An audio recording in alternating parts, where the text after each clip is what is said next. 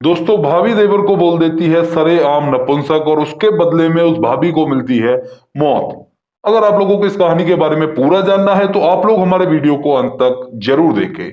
नमस्कार दोस्तों, मेरा नाम है जोकर। स्वागत करता हूं आपका जोकर न्यूज के एक और नए एपिसोड में। आज की ये कहानी निकल कर आ रही है वाराणसी के रहीमपुर इलाके से। वहां पर एक लड़का होता है जिसका नाम होता है तौफीक, और उसकी पत्नी होती है जिनकी शादी को लगभग 10 साल हो चुके हैं और अभी तक उनको कोई बच्चा नहीं है। दोनों एक साड़ियों के कारखाने में काम किया करते हैं और उसी से अपना जीवनचर्या है उसका गुजारा किया करते हैं।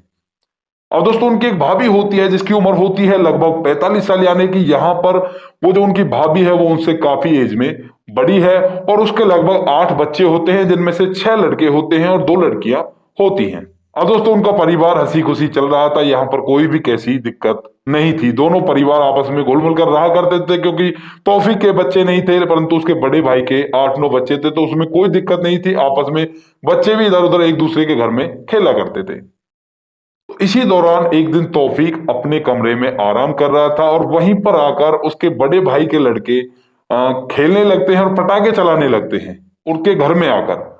तो इसके बाद वो उन बच्चों को समझाता है कि बेटा, ऐसा करना ठीक नहीं है। मैं यहाँ पे आराम कर रहा हूँ, मुझे रात को अपनी ड्यूटी पर भी जाना है, तो इस वजह से आप लोग यहाँ पर शोर मत मचाओ, आप बाहर जाके खेलो। और घर दोनों के आस पास ही थे, यानी कि सटे हुए घर थे, तो वहां पर वो बच्चे इधर उधर आ जा सकते थे आसानी में। यहाँ पे कोई दिक्कत नहीं थी।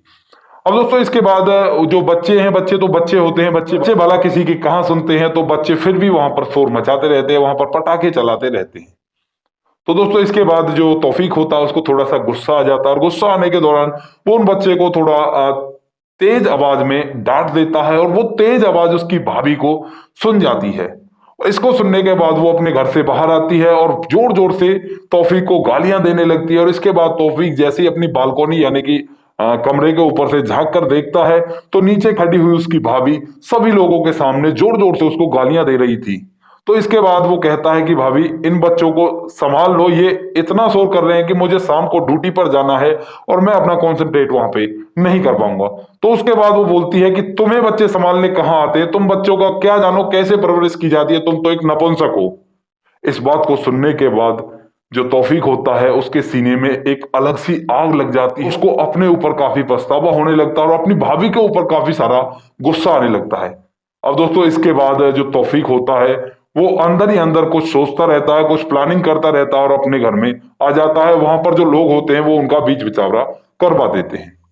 तो दोस्तों, उसके बाद उसकी भाभी अपने घर चली जाती है और तौफीक जो है वो अपने घर में आ जाता है। और आने के बाद वो चुप चुप सा रहता है और अंदर ही अंदर कुछ सोचने लगता है। उसकी वाइफ बार बार कहती है, जी क्या हुआ, ऐसी क्या बात हो गई। तो उसके बाद वो बस चुप रहता है, किसी को कुछ नहीं बताता है और अंदर ही अंदर कुछ प्लानिंग करने लगता है। दोस्तों, वो अंदर ही अंदर प्लानिंग करता है कि कब मुझे मौका मिले और मैं अपनी भाभी के घर में जाऊं जब वो अकेली हो। तो दोस्तों, उसके बाद उनके बच्चे जो हैं वो खेलने के लिए चले जाते हैं और जो उसका भाई था वो काम पर जा चुका था। उसके बाद उसके घर में उसकी भाभी अकेली थी। उसके बाद तौफीक अपना जो साड़ियों को काटने वाला एक औजार होता है उसको लेता है। लेने के बाद सीधा अपने भाभी के घर में दाखिल हो जाता है। और वहां पर जाने के बाद वो ताबड़तोड़ अपनी भाभी के ऊपर उस औजार से वार करने लगता है, और वो तब तक वार करता है तब तक उसकी भाभी मर नहीं जाती।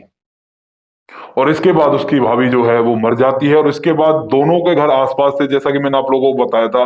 तो वो झट से अपने घर में आता है, घर में आने के बाद अपने कपड़े चेंज करता है और कपड़े चेंज करने के बाद वहां से फरार हो जाता है।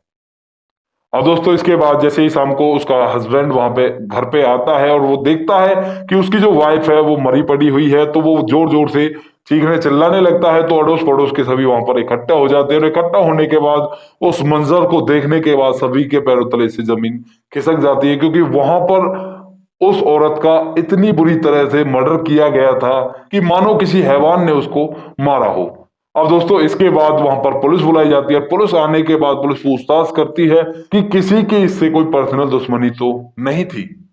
उसके बाद पड़ोस वाले मोहल्ले वाले बताते हैं कि सर, अपने छोटे देवर से इसकी कहासुनी हुई थी कल, और उसके बाद ऐसा कुछ हमें यहाँ पर देखने को नहीं मिला, ना ही वो हमें जो तौफीक है वो यहाँ पे दिखाई दे रहा है। तो दोस्तों, इसके बाद पुलिस तौफीक की छानबीन में जुट जाती है और लगभग 1-2 दिन के बाद उनको तौफीक मिल जाता है।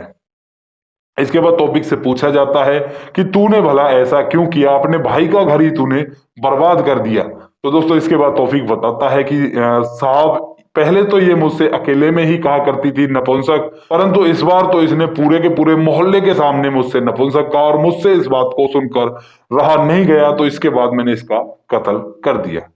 अब दोस्तों आप लोगों से पूछना चाहूंगा यहाँ पे क्या ऐसा करना सही था, यहाँ पे कौन गलत है या कौन सही है, ये आप अपनी राय कमेंट बॉक्स में जरूर लिखें। दोस्तों हमारा इन घटनाओं को सुनाने का उद्देश्य आपको परेशान करना बिल्कुल भी नहीं है, ये केवल समाज की कुछ ऐसी सच्चाई है जिनको आप लोगों के सामने रखना इसलिए जरूरी है ताकि आप इनसे कुछ ना कुछ सीख ले सको और अपने आप को इस तरह की घटनाओं से बचा सको। यहाँ पे अगर जो तौफीक की भाभी है वो उसको सरेआम नपुंसक ना कहती या कोई ऐसे अपशब्द यूज ना करती तो हो सकता है उसकी जान यहाँ पे बच जाती। और तौफीक यहाँ पर अगर गुस्से की घूंट को पी जाता, ये सोच लेता कि ये मुझसे बड़ी है, कह दिया तो क्या हुआ, तो भी ये घटनाक्रम नहीं करता। दोस्तों मिलते हैं किसी क्राइम की सच्ची घटना के साथ, तब तक अपना ख्याल रखें, रिश्तों की अहमियत को समझें। जय हिंद।